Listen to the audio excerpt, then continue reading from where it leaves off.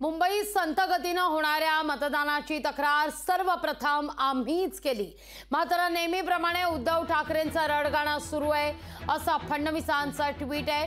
पराभव दिसत असल्यानं ठाकरेंची मोदींवर ही टीका आहे असा फडणवीस ट्विट करतायत। उपमुख्यमंत्री देवेंद्र फडणवीसांनी उद्धव ठाकरेंना आता प्रत्युत्तर दिलेले ट्विटच्या माध्यमातून नेमकं काय म्हणालेत फडणवीस पाहूया आपण।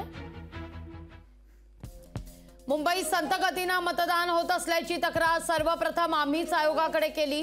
आता मात्र नेहमीप्रमाणे उद्धव ठाकरे यांनी त्यांचं रडगाणं सुरू केलेलं आहे। पराभव समोर दिसत असल्यानं ते सवयीप्रमाणे मोदींवर आरोप करतायत। 4 जून नंतरच्या स्थितीला सामोरं जाण्याकरता आताच तयारी करत आहेत। निवडणूक प्रक्रियेतील अधिकाऱ्यांना धमक्याही दिल्या जाते।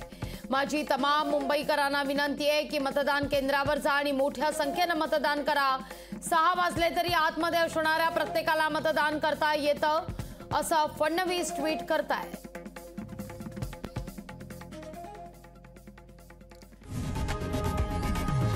लोकशाही मराठी ऐका, पहा, जागरूक रहा।